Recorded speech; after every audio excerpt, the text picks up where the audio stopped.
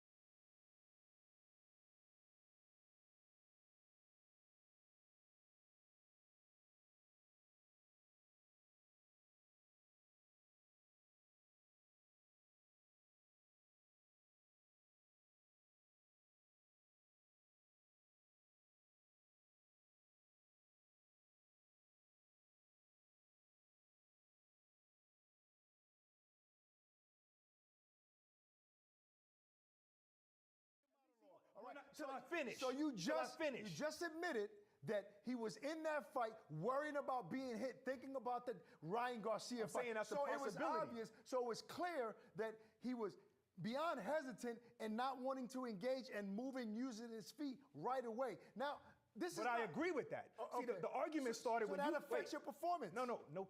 Listen, the argument started when you said he has no right to go. No, And laugh. That's it. He has every right to do that because he dominated his opponent, and it wasn't a great fight, but he won his fight. Did Bill call you last night? If your son is Did fighting, Bill call you last night? if your son is fighting, and your son dominated every round, we got a show to do. Are you going to be happy? Are you going to be happy? Yes or no? No. You're lying. You're lying. Not with that You're performance. Not after everything that I talked about. Your son's mother's right there. Make sure you tell your son that. Your son's mother's right there. Make sure you tell your son that he wouldn't be happy. Hey, we're doing a boxing show here. If you haven't, so let's talk about Teofimo Lopez, 140-pounder who was the most accomplished on the card, undisputed. I mean, arguably in two divisions. He came in there. I like his NYPD bulletproof jacket. He was fighting, in my opinion, the toughest test of the night in Boxe. A guy that has been calling him out for years. He was elusive in the fight. He landed body shots, head shots, great head movement, and also, I mean, Tio's always had good foot movement. Barboza never stopped trying, and he did land shots. But after midway through that fight, it was obvious who was in control of the pace, of the tempo, of when to engage. I wouldn't even say that. I would say from the beginning. From the beginning, Tio actually was dominating. That's it. I gave Barboza 1 round. Some people say 2. I gave him 1 round. He was game. He forced the action a lot of the times, but Tio was just too fast. He was too elusive. And that twitchy speed that he has, it's just amazing. It's just so amazing. Now, he was the guy that brought the energy to the press conference, and that night, even though after the fight people were saying, oh, it wasn't as spectacular as we wanted, we realized he brought the energy that night too in the ring. After watching the next 2 fights. And look, I say. Je crois qu'on peut arrêter de sourire, on verra même pas nos visages. Ah bon? Ah oui, le fond blanc, le cadrage, les prix en gros. L'important là, c'est clairement les produits. Ah, mais c'est pour ça qu'on m'a maquillé avec les bras et les jambes alors. Et bah moi, on m'a même pas maquillé. Chez Jiffy, les vrais stars, ce sont nos prix. Meubles ou déco, retrouvez toute notre offre jardin à petit prix. Jiffy, des idées de génie.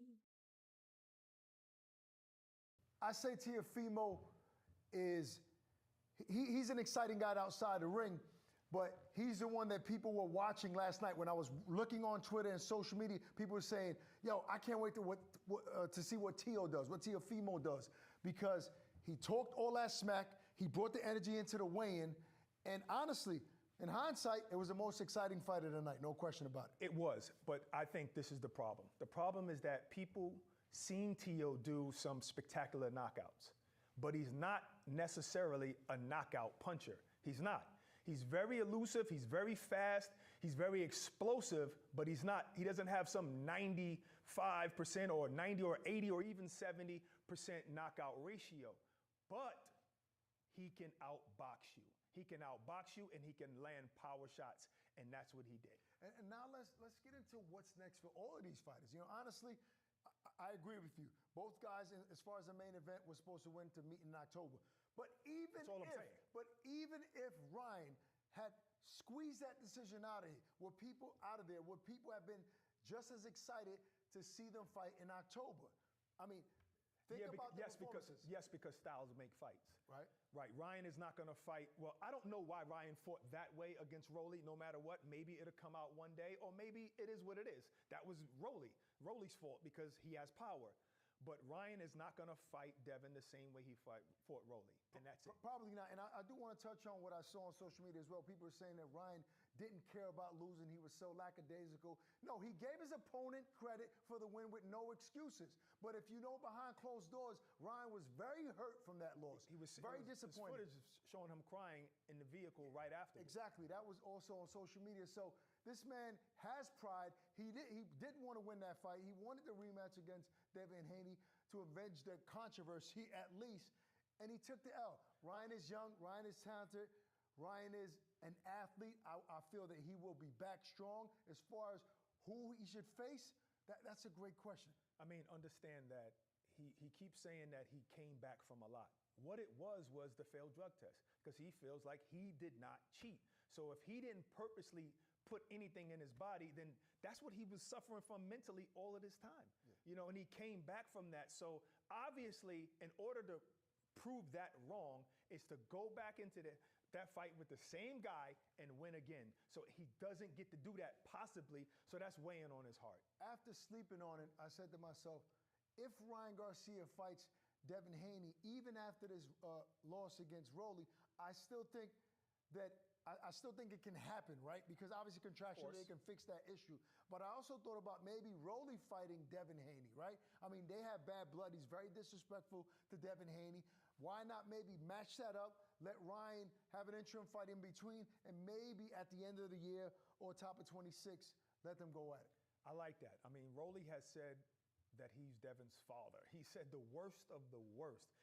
And if those two guys won, maybe that's going to be the pivot. They're going to pivot to that, possibly.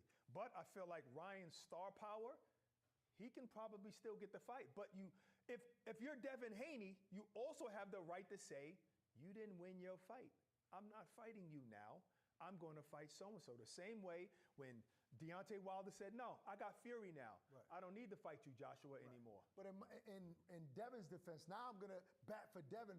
He doesn't care about none of that. He wants his lick back against Ryan Garcia. So he's not going to turn that fight down if it presents itself. But let me throw another curveball at you. Teofimo Lopez at 140 or at a catch weight against Devin Haney. Right. Or maybe Teo is kind of friends with Rolly. Maybe Rolly and Teo could go at it. So many matches going to happen, even though things didn't turn out as we expected. So many matchups can happen from that card, from on that card. Right. See, that's the thing. We got 3 winners.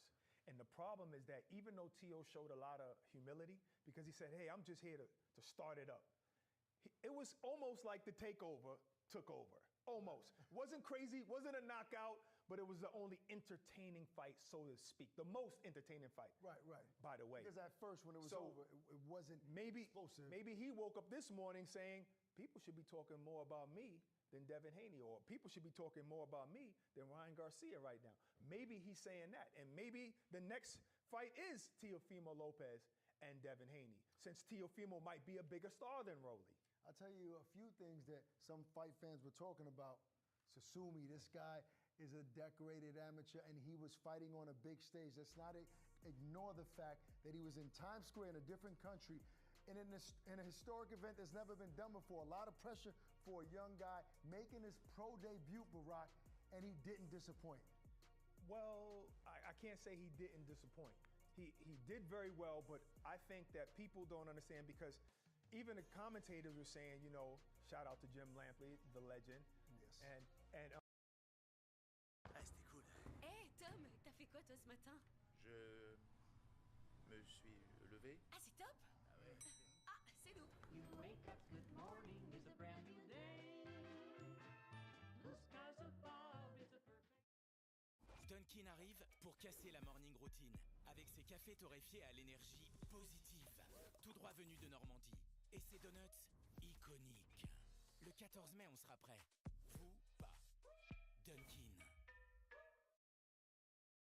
And Antonio Tarver, even the commentators and Mike Coppinger were saying that he seemed to have been touched harder than expected, because we're used to the culture of when you come into the game as a pro debut, you get a soft touch. And you not only that soft touch, but you get a lot of soft touches, you know, to build up that record. But Turki Alashek has come into this, and he's putting you in there with tough guys from the beginning, because this guy might have been 1-2-1, but I know boxers that know him, and they know he can fight. So that's why it's not a disappointment to me. And this is why, exactly why I said he wasn't fighting a soft touch. Had it been a soft touch and he would have looked the way he did, then I would have said that. He fought a live dog in there that has skill. We talked about it in the lead up to that fight. Fans have to know that. Right, it's all right. But you know what? We have to change the culture in boxing. They have to understand that these guys are going to get matched up better now. You know what's good about that? Down the line, that guy has already been tested early. So that's going to serve him well later on in his career. And let's get into the battle of the badges. I mean, come on, Barack. we talked about it all week, and we were excited that they were giving NYPD, the fire department, an opportunity to be on such a big stage to fight each other. I picked NYPD at the weigh-ins and at the press conference. I gave my picks. You picked the winner. You were wrong, as usual. I'm always right. And this is the thing. That's a lie. Obviously, we're joking about, you know, who we picked or whatever, but I picked FDNY, and I saw that when he came out of that ambulance, that he looked a little bit more relaxed. You know, he looked a little bit more relaxed. And if you think about it, he has a little bit more pro experience. Now, Allen had more amateur experience, but he fought a pro recently with a lot of experience, and I think that's what gave him the edge. Yeah, well, either way, both departments got to shine, and there were a lot of police officers and firemen in the building watching that fight. So everybody was happy. I mean, there were people who had their, you know, they said what they had to say about the fight, throughout the fight, the Ryan Garcia fight, but we had an upset, right? We talked about, will there be an upset all week? Will there be an upset? Right. People couldn't pick which fight was going to be the upset. Well, I picked it, actually. Turns out to be the main event. Yeah, I picked it, you know, because I felt like the other fights, when you talk about Barboza and you talk about Ramirez, I felt like their styles worked well for their opponents. Not that it couldn't happen, because they're great fighters, but I thought their styles worked better for their opponents, being Teofimo Lopez and Devin Haney. But when you talk about punchers, punchers can always spoil the show, and that's what Rolly did. Now, he also boxed his way to a victory, but it was that punch that maybe slowed down the whole fight. And that's why I said if there was any potential of being an upset, just like Ryan said, if Rolly catch me, I can go down. Yeah, and he went down. It was an exciting moment. I mean, the entire night was exciting. Yesterday, we had fun at Bubba Gump, Times Square. Oh, man. For the preview show, Barack, the fans were so excited just to be a part, just to be in Times Square. Yes. You know, they weren't necessarily ringside, yes, but the ring was about 67 feet away, and they were in Times Square. Everybody was excited to be there. I had a lot of shrimp, too, yesterday. Let me just tell you that I didn't pick up my credential for the fight, and I stayed at Bubba Gump's, but that's only because I didn't realize I had a credential for the fight. But I had a ball in Bubba Gump's. They fed us till our stomachs busted. Seriously. And the atmosphere was great. It got super hot where they had to go get fans because there was so many people there. There was fans, so they had to get fans for the fans because it was hot as hell. Well, that's why I started to stink in there. It was you. That was your feet, because you had your shoes off for some reason. But anyway, we had about 20 TVs in there. It was amazing atmosphere. Everybody was drinking. Everybody was having a good time. I had water. And it's Times Square, buddy. All right. And, let me tell you something. The only time I've ever seen Times Square like that is on New Year's. Okay. Literally, it took maybe 10 minutes to walk one block. No doubt maybe about more it. than that. So that's your review for what happened in Times Square. Let's get into the preview about what's happening later on in Saudi Arabia. Here's the fight card. Obviously, the face of boxing, Barack. We talk about it all the time. Canelo Alvarez versus William Sco. He's trying to become undisputed again at super middleweight. Badu Jack versus McCullough again. Also, Jaime Munguia, he probably wants his lick back with Canelo Alvarez, but he has to face Bruno Suras. Also, Martin Bakole versus Ajagba, the two Africans going at it, Barack. I didn't like the way you said that, but go ahead.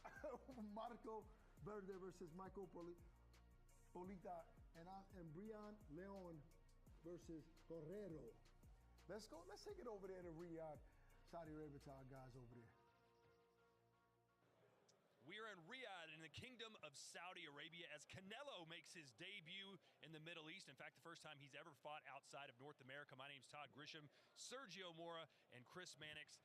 Canelo will be taking on William Sco, a relative unknown, but he does have a belt, Chris, an IBF Super Middleweight Championship. If you're William Sco, how are you approaching this fight against the face of boxing? Look, I think you have to make a decision if you're William School. You either have to come to the ring and try to survive, which I think, given his skill set, he is capable of doing. He is a decorated amateur, long amateur career in Cuba, 23-0, undefeated, coming off that win against Vladimir Shishkin. If you talk to members of his team, he had a fantastic training camp for this fight. So I think he has it in him to go the distance against Canelo Alvarez. But if you're going to try to win, you got to let your hands go. William School, in his last time out against Vladimir Shishkin, threw an average of 30 punches per round. That is not going to get it done against Canelo Alvarez. So I'm curious to see what approach he takes this fight? Is it an approach that makes you think he wants to win, or is it an approach that makes you believe he's going to survive? I think he could do a little bit of both. I mean, he has enough skill. He has that Cuban background. I think he's picked up a little bit of the Argentinian style, the German.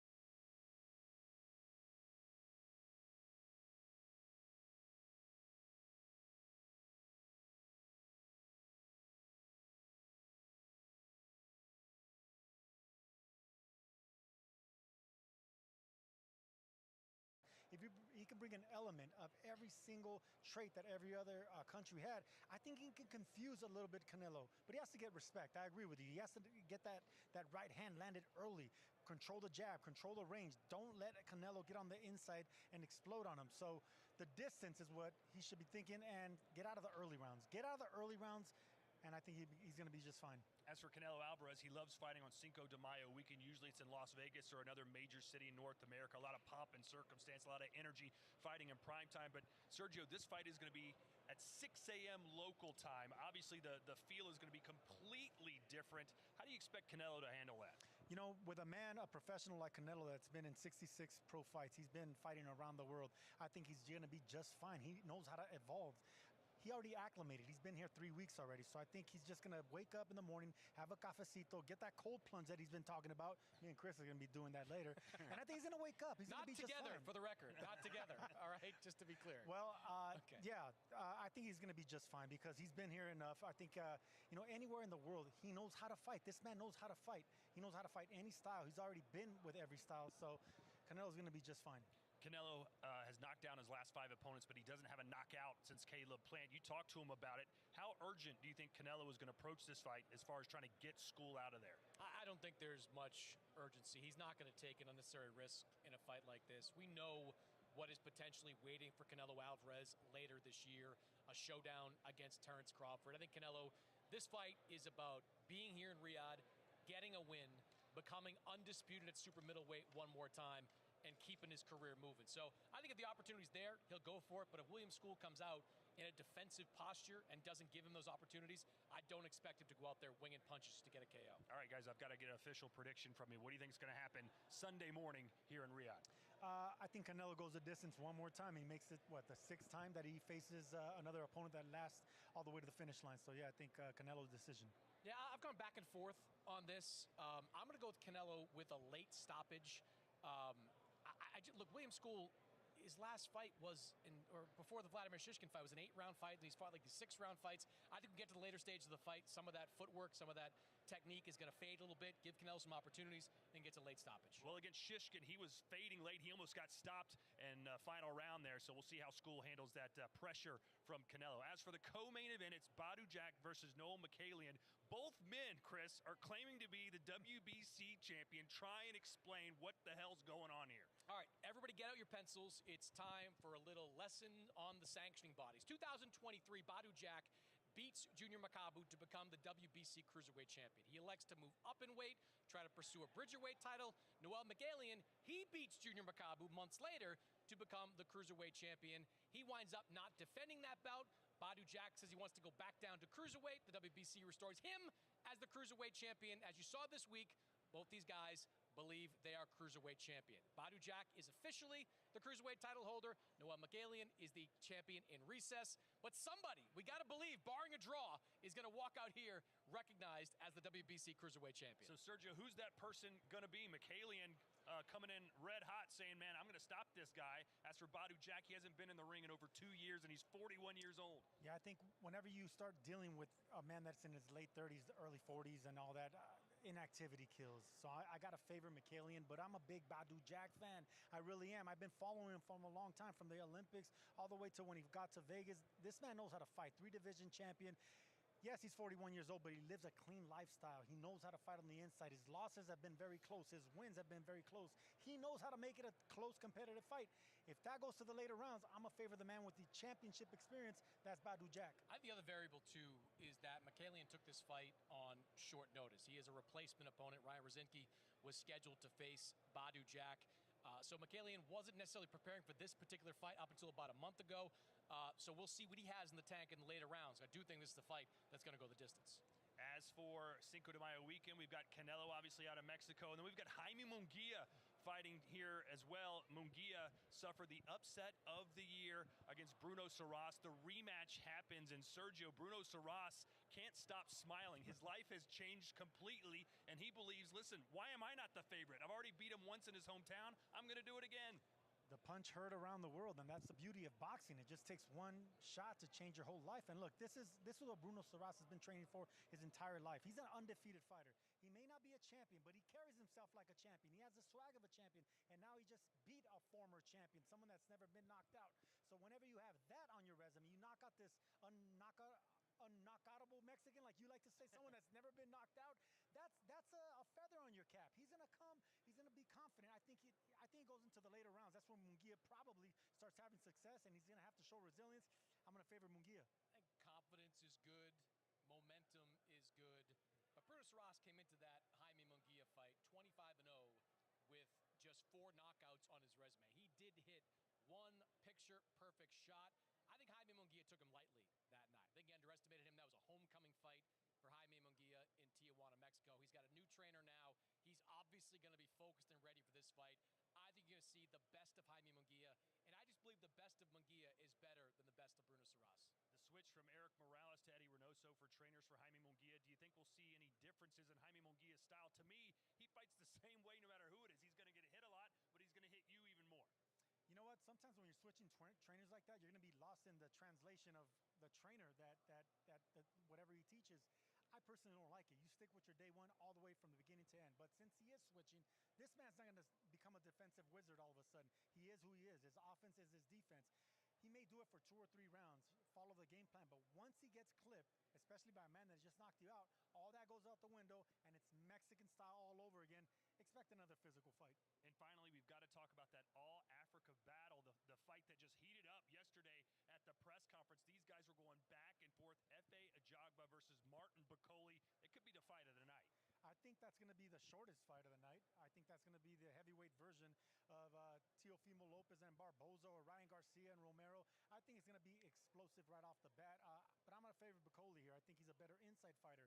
I think he knows how to get on the inside, and once he does do that, he rips the body shots and uppercuts. I think that Ajagba, he's dangerous from afar. That right hand, if he can keep you at the end of the jab, he lands that right hand, Bakole has issues. I don't think that's going to be the case. On paper, I'd favor Martin Bakole. Ajagba, though, seems pretty motivated for this fight. And I know, Sergio, you have downplayed the quick turnaround, but the reality is Martin Bakole was here in Saudi Arabia 2.5 months ago getting knocked out.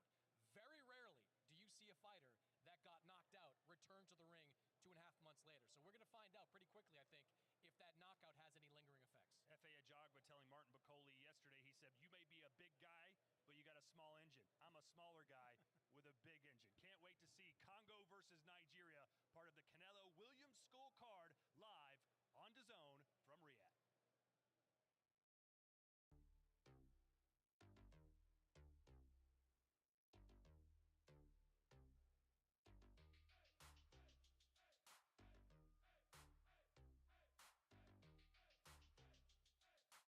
Depuis que mon papa boit un matin léger de Lactel, du bon lait sans lactose facile à digérer, il se sent super bien. Là, il est en plein dans sa période jazz. Et c'est pas la pire. Matin léger de Lactel, pour se sentir bien dès le matin.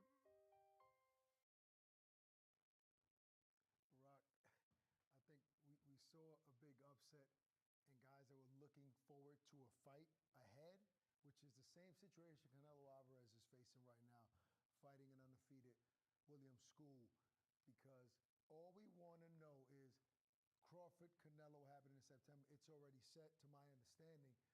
So how does Canelo not make the same mistake? Ryan, I guess I don't want to compare the two. Obviously, Canelo knows what's ahead and he knows who he's facing. But does School have a shot to pull off the same upset we saw last night? Well, first of all, the fighters are not the ones making a mistake. It's us. Right? It's us. It's the promotion, that's looking forward before the fight that takes place. Canelo never makes that kind of mistake. Right. Canelo is always in camp. He's always in shape. And overlooking a fighter, like I always say, is not taking your fighter seriously in training. As we can see, he's used to fighting these guys that are way bigger than him. Skull is a very beefy, big guy. Canelo's very small. But this is his wheelhouse, fighting these kind of guys, you know. And a Cuban, he doesn't like that though. Great he likes footwork, fighting bigger guys. like moving he doesn't around. like movers. He's also fighting in a country that he's never fought before. I mean, Canelo's been very vocal about wanting to travel the world and fight in different places in the beautiful city of Riyadh in Saudi Arabia, which is becoming a hotbed for boxing, deservedly so, as Turki Al-Sheikh has done a lot for the sport. And I think that things like that excite Canelo Alvarez. He likes new things. He always tells us, I like challenges. I love a challenge. It brings me to the next level. Right. So the fact that he's fighting in a new country, I think that excites him. The fact that, you know, maybe people are saying, hey, he doesn't like Cuban-style fighters, that might motivate him to actually make a bigger statement, because Canelo is a guy that if you talk smack, he remembers, he listens, and he likes to show you in the ring why you shouldn't have said what you said. Yeah, I think he's in a position that he was in years ago when he fought Avni Yildirim. He had to. That was a mandatory. People were complaining, oh, how is he the mandatory? Doesn't matter. He was a WBC, I believe, mandatory. And right now, the IBF was stripped from Canelo. He's really the undisputed at super middleweight, but he has to get it back. So this is just a fight he has to fight. So there's a motivation in that, because, hey, you guys stripped me from my strap. Now let me go fight for it again and win it back. He already and because of that, you become two-time. Right. So that's the motivation. Right. And also, look, speaking of IBF, when he won that IBF against Caleb Plant, that's the last time he scored a knockout, if I'm not mistaken. Sergio feels like this fight is also going to go the distance. Is that motivation for Canelo to prove people, oh, you guys don't think I can punch anymore, huh? It's been years since I scored a knockout. Guess what? Hold that. And this is what I got to say against that. Canelo has the frame of a 154-pound fighter. He should not be knocking out 168-pound fighters. Jamel Charlo is not going to go up to 168, Jamel Charlo was bigger than Canelo on the night, but he's not going to go up to 168 and beat Callum Smith, Caleb Plant, Billy Joe Saunders, and a whole bunch of other peoples. You know, that's not happening. He's not beating Berlanga and all of these guys. Canelo is doing something that's special. He's a small guy with a small frame, no matter how big everybody acts like he is, and he's moving up. So to get knockouts is special. But also, people fight Canelo differently. Yes. He fought John Ryder, dropped him once, couldn't finish him. Munguia, who he also beat up, dropped him, knocks out John Ryder. You know why? Because Ryder fought him differently. Right, but I'm saying people are forgetting the fact that he dropped those guys. So obviously he has enough power. He did Berlanga. He also did Charlo. Everyone. All of them went them down. They all touched the canvas. So I don't know about that. He can't punch anymore because he's still one of the hardest punchers in all of boxing. And I disagree with Sergio Mora, my guy, because about the cold plunge? No, about him and Chris with the cold plunge? No, not into that. Oh, okay. I thought you was jealous or something. But the fact that Canelo will score a knockout again later on against William Skull, I believe he has some motivation. He wants to impress the people in Riyadh and remind people, I am the face of boxing, and it's for a reason. So I feel Canelo wins big. And that's why I brought up the point that people fight Canelo differently. That's all I'm saying. So if John Ryder, who got stopped in the 9th round by Munguia, fought Canelo more cautiously, the same way Jamel Charlo fought him, then it's possible that School would get on his bike the whole fight. Now, I've seen School hurt before. Obviously, Canelo can hurt him. Okay. But he might fight well enough to not get hurt. Well, we talked about how great Canelo is, but let's tap into your inner trainer, Barack, all right? Well, if you're behind Skull and you say, we have to pull a major upset, how do we do it against Canelo? Lateral movement, jabs, feinting, jabs, jabs, and lateral movement. The same way we saw Devin Haney last night. Just moving and jabbing. 1, 2, boom, you're pot shotting. That's it. Hardly throwing combinations. Don't let Canelo set. That's what I would tell him. I like that advice. Look, and let's mention that he is very big. I know Canelo is used to fighting big fighters, but Brock, this guy's in shape. I mean, he's a comfortable 168-pounder. Probably going into that fight close to He's not going to fight Canelo like that. No, you're right. You're right, though. Going into as a way bigger than Canelo, but he's not going to fight Canelo like that, punching in between shots. I mean, he's bigger than Caleb Plant. He's bigger than a lot of guys Canelo has faced. So maybe that size might play a part. Maybe his corner will advise him to use the size, lean on Canelo. But with those strong legs that Canelo have, I don't know if that works. I think if you get too close to Canelo, then you got the issue of getting hit with body shots, sneaky uppercuts that Canelo throws. Also those feints with the hooks upstairs. It's just a difficult fight for anybody. Canelo is one of the best fighters in the world for a reason, because he's faced so many different type of styles, so many sizes of fighter. Fighters usually bigger than him. So it's always tough. Bigger than him. It's tough. So as good as School is, and credit to him and what he's done to put himself in position to get this big fight in Saudi Arabia, he has a style that Canelo has seen before.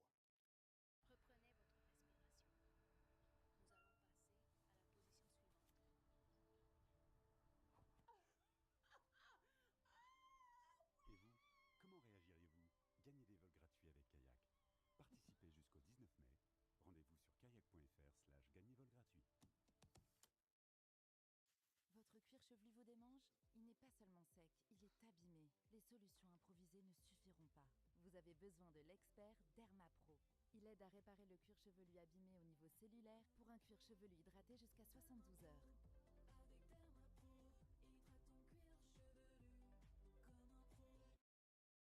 Canelo's he's been the face of boxing for years. He has, 64, 66 fights, something like that. This guy's seen it all, like you said. But not just that, he's gotten way better. He's gotten better in the gym. And he's shown it. He's shown that his head movement, he doesn't even have to do many movements like he was doing maybe a few years ago to get to you. And he's just a dangerous fighter. He punches harder than probably maybe even harder than Benavidez. Because Benavidez doesn't necessarily knock you out with one punch. So he punches harder than probably every 168-pounder. So he's deadly no matter what. I mean, as deadly as he was against Munguia, who's wanting to make a comeback, wanting to show the world that he's still one of the top dogs. He's fighting Suras. And look, potentially he can be a rematch Mexico versus Mexico again with him and Canelo Alvarez, but he has to look impressive against Suras. This right here is the fight. This right here is the fight. This is a dangerous fight. This is not going. That was the second round where Munguia rocked Suras, dropped him. I thought the fight was over. Suras came back, pushed the issue, showed. I guess sometimes you get hit and you're like, you know what? Oh, I could take that. And the thing about rematches is, once you face the power and you've been able to get up and fight through it, yes, then you're going to go into that fight even more comfortable and risking more. Mm-hmm. So it's going to be a better fight than the last one. Right. I mean, he knocked Munguia out in the 9th round. Look at this shot. This was just a beautiful play shot. Canelo didn't do that, but he's fighting a real 168-pounder in Suras. So this right here is going to be one of those, you can't take your eyes off it. They're going to, two things can happen. Either they're going to have a whole lot of respect for each other, which I doubt, or this is what I think is going to happen. They're going to go at it. Yeah, no, they're definitely going to go at it. And this time I think Munguia knocks Suras out. I feel like... Why do you say that? I just feel that he was able to take a lot of the shots early in the fight, right? Before he got knocked out, he took some shots and kept coming. Yes, he was hurt at times, but he kept coming. But I felt that he was the better technical fighter, in my opinion, in that fight. Because I don't think they both traded a lot of shots, but I feel like Munguia is going to make the more of adjustments, and I think he wins big time. That's what you're saying. I think and he has more experience. Okay, yes, he definitely way more fights. Definitely has a lot of experience, but that just doesn't mean he's going to win. That's one of those 50-50 now. And he just got knocked out, and I'm giving him 50-50. That's saying a lot. It's one of those fights where... And I'm picking him to win. I thought you liked the underdog. I just say it's 50-50. I don't know. Somebody's getting knocked out. Somebody's definitely getting knocked out in that fight, 100%. Right. Let's get into some DraftKings sportsbook stuff, Barack. I mean, I know you don't like making predictions, but we're going to push you. Let's go. Let's talk about, if these fights go to distance or not, over under. I'm ready. How do they go? So I'm going to lay it out for you, make it real simple, and then I'm going to come back to you tomorrow. Let's see if you got them right, Barack. Of course. We start with who? Bakole and F.A. Ajagba. Over under what? What's the over under? How many rounds? Give me the 7.5. 7.5. Come on. 7.5? Under. Jack McCallion. What's the round? I'm about to tell you. Take your time. Over under what? 10.5 rounds. It's going over. It's going over. It's going over? You sure? I think it's going over because Jack is probably... Okay, yes, he knocked out Makabu. Can I chime in really quickly for that? You asked me a question, but answer it for me. Go ahead. Because I disagree with you so wholeheartedly with Ajagba and Bakole. You're going back to that? No, real quick. That ends in 4 rounds. I said under. Oh, you did say under. I said under. Okay. Oh, I agree. Now this one, see, Saras, Bradis couldn't knock him out. Okay. You know what I'm saying? So I know Badu had an amazing performance last time with Makabu, but I think he has a chin. I think Saras has a chin. He's never been stopped before, even though he has 2 losses. Bradis couldn't stop him. I think it's going to go 12, and I think Badu's going to win. So I say over at that 10.5. Right. So let's go Munguia Suras over under 8.5 rounds. Under, obviously. Munguia got hurt in the second, got knocked out in the 9th round. So Suras wins. They're going to condense that. They're going to condense that. What? So Suras wins under 8.5 rounds? Oh, is that what you're saying? No.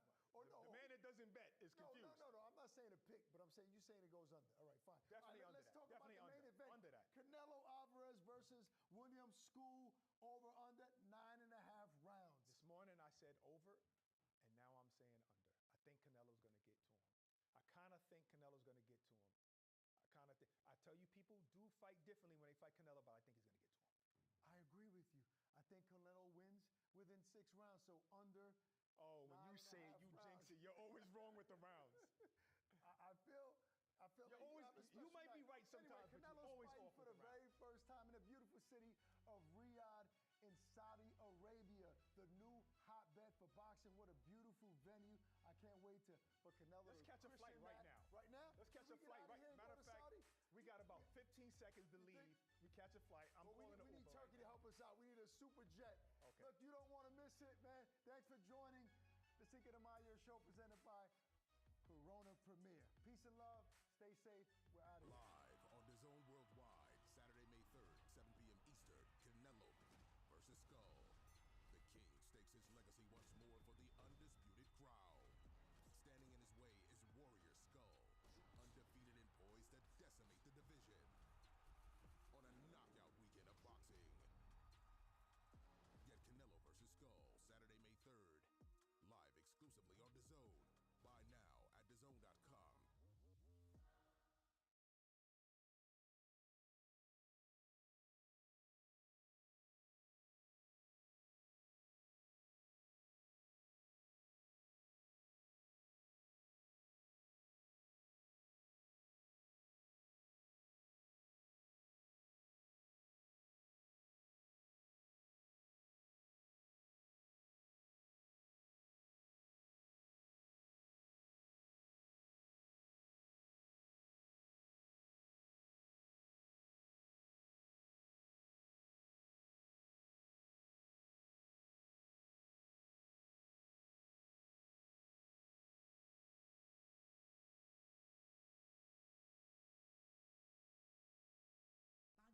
Samedi soir, il m'est arrivé une dinguerie. Il y a une meuf qui se pointe, même fringue que moi. J'avais trop le seum. T'as peut-être pas bien géré ta traduction, mais au moins t'as géré ton forfait 5G RAID. 100 gigas, 6,99 € par mois, sans engagement. RAID by SFR, tu gères.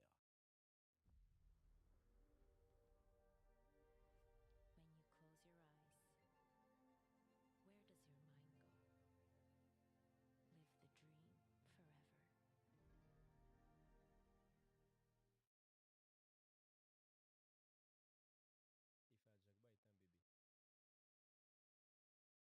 Quand je vois ça là, quand je vois comment il se fait malmener par l'Italien dans le combat, il y a même, enfin, je sais pas.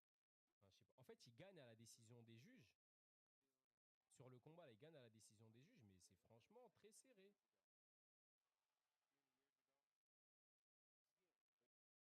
Et j'ai l'impression que Ajagba, il va trop au corps à corps, il va trop à mi-distance. S'il fait ça face à Bakole, ça va être dur pour lui.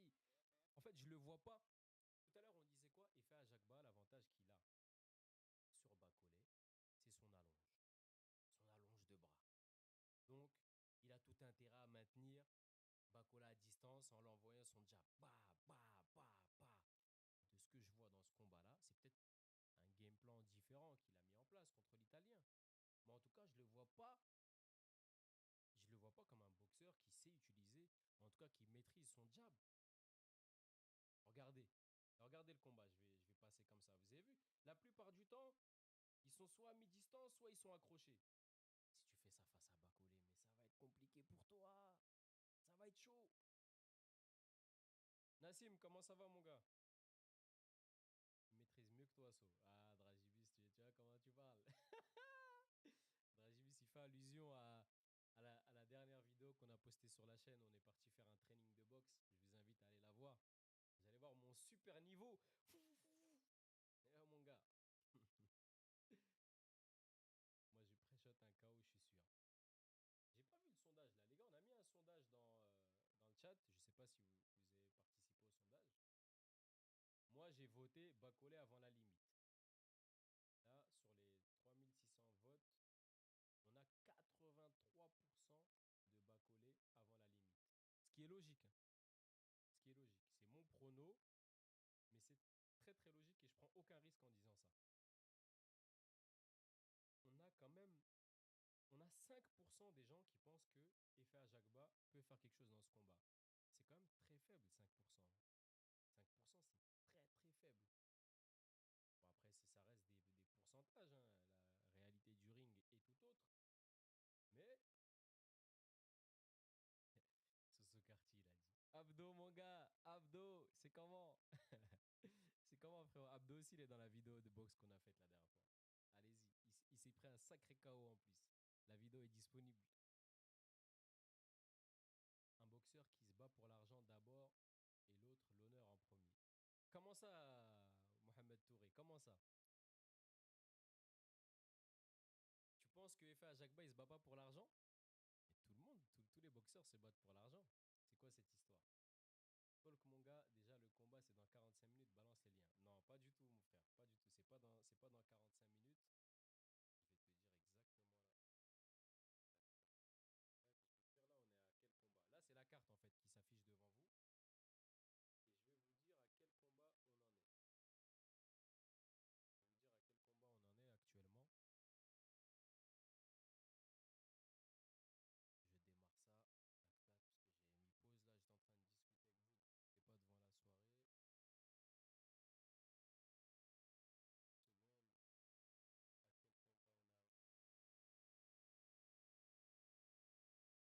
Je vais vous dire à quel combat on en est actuellement. Je démarre ça. Tac, tac, parce que j'ai mis pause là, j'étais en train de discuter avec vous. N'étiez pas devant la soirée. Seconde. À quel combat on arrive? Wait, wait a minute. Pourquoi tu parles trop? Jean, il a dit pourquoi tu parles trop. Mon gars, comment ça je parle trop? On est en train d'analyser le combat, tu me dis je parle trop. C'est quoi ces histoires?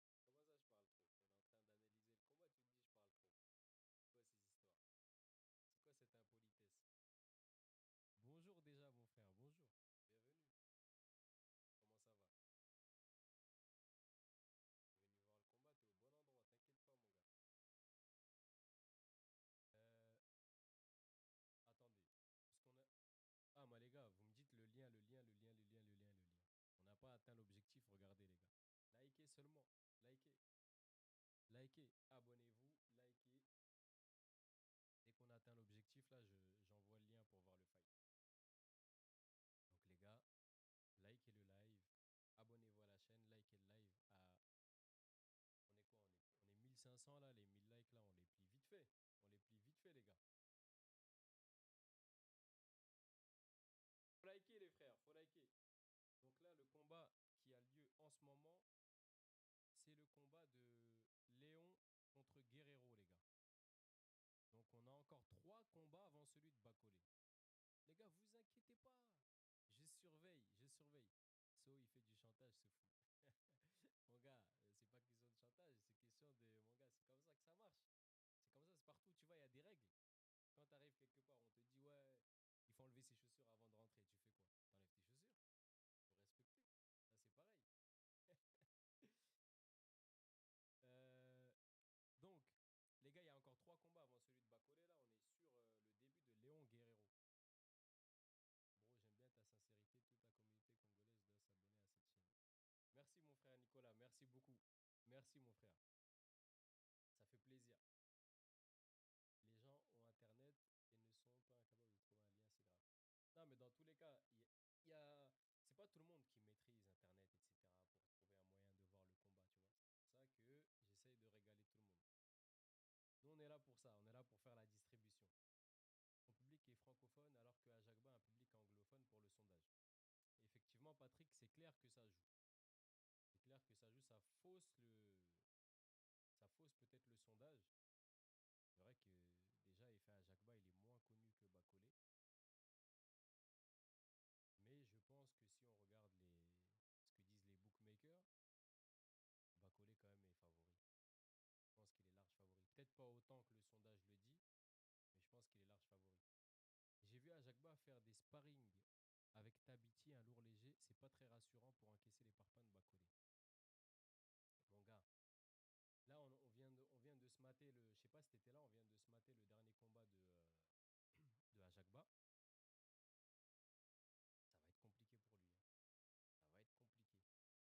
on vient de se mater le dernier combat de Ajagba. Ça va être compliqué pour lui, hein. Ça va être compliqué. Déjà, c'est pas un gros poids lourd. En plus de ça, j'ai pas l'impression qu'il frappe si fort que ça. Même le coach de Bakole, il a dit Big puncher. Non. Donc, tu vois, franchement, je sais pas. Après, attention, il faut pas sous-estimer, hein. Comme on le disait tout à l'heure, c'est catégorie poids lourd. Il peut tout se passer sur un coup. Il peut dévier. Wilfried, Kefren, mon gars, comment tu vas? Ça date? Oh, on reprend les marques, on reprend, mon gars. On reprend bien comme il faut. Même sur les chaînes francophones, Bakole est toujours meilleur que ses petits. Oui, même sur les chaînes anglophones, je pense que Bakole est favori. Quoi qu'il en soit, dans n'importe quel pays, Bakole est favori. Peut-être pas autant. J'ai liké 3 fois. Ah, c'est bon, les gars. Voilà, vous avez vu, on a presque atteint l'objectif, là, les gars. 1000 likes, là. J'envoie ce qu'il faut. Ça va bien se passer. Le combat commence à quelle heure, frère? Oscar, le combat, il devrait commencer. Il y a encore 3 combats avant le fight, là.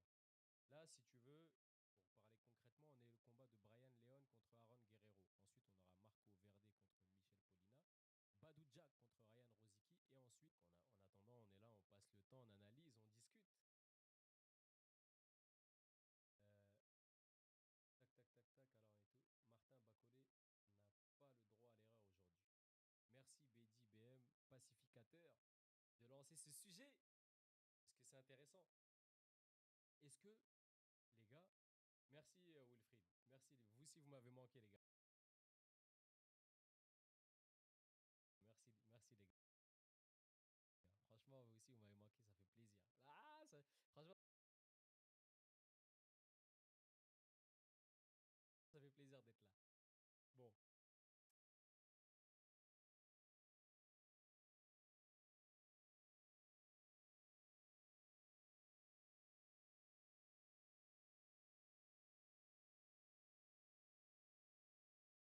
Est-ce que vous pensez que Martin Bakole n'a pas le droit à l'erreur aujourd'hui? Est-ce que c'est défaite interdite pour Martin Bakole? Moi, je pense que oui, hein. Je pense que oui. Et ça doit lui rajouter quand même une sacrée pression. Parce que là, Martin Bakole, s'il perd, c'est aujourd'hui ou jamais pour Martin. On est d'accord, Rémi? Parce qu'en fait, la défaite qu'il a eue face à Parker, avec l'excuse des circonstances atténuantes, certes, sont recevables pour moi. Pour moi, c'est recevable. Il y en a qui vont te dire que c'est pas recevable. Il avait qu'à pas accepter le combat. S'il avait gagné, il n'aurait pas dit ça. S'il avait gagné, il aurait dit oui, je l'ai battu avec très peu de prépa, etc. Là, il arrive préparé face à Ajagba. D'ailleurs, préparé. Attendez. Parce que tout à l'heure, c'est Yanis qui nous avait dit quelque chose. On va faire quelque chose qui est faux, hein. Je vais vous proposer quelque chose qui est faux, mais on va essayer de voir si ça a un sens. Lorsque Bakole a affronté Parker, il n'était pas prêt. On s'est basé sur quoi pour dire ça? Bon, on s'est basé bien évidemment sur le fait qu'il a été prévenu à la dernière minute. Ok. On s'est beaucoup basé sur son poids. Wow, Bakole 140 kilos, Bakole 140 kilos. Bakole, je crois que c'est Yanis qui nous disait tout à l'heure, lorsqu'il avait affronté Jared Anderson, il était à 129. C'est ce qu'il disait, 129 kilos. Donc, on voit Bakole pas préparé, 140 kilos. Bakole préparé, 129. OK? Là, aujourd'hui, bon, on va voir à combien de kilos il est pour voir s'il est préparé. Ça ne veut rien dire ce que je dis, mais on va voir. Il était à 128, tu dis Yanis, face à Jared Anderson. Bakole prêt, c'est 128. Bakole pas prêt, c'est 140. Aujourd'hui, il a combien? Il est à 135. Ah, il est à 135, les gars. Qu'est-ce que ça veut dire? Qu'est-ce qu'on peut tirer de cette information? C'est un Bakole prêt ou c'est un Bakole pas prêt? Parce que 135, ça se rapproche quand même de 140. Non? Bakole, ça sera 135, ça se rapproche plus de 140 que de 128. Vous voyez ce que je veux dire? Donc, parce que passer de 100... Bon, Bakole pas prêt, 140. Il était pas prêt, on l'a appelé la veille, il était au chantier en train de construire son centre commercial à la capitale, tout ça, tout ça. Ok, on a compris. Donc là, quand il est prêt, c'est 135. 135, mais pour passer de 135 à 140, normalement, c'est vite fait. C'est vite fait. En plus, plus tu es lourd et plus tu as une facilité à perdre du poids. Si un gars de 70 kilos veut perdre 5 kilos, ça va être plus long qu'un gars qui en fait 140.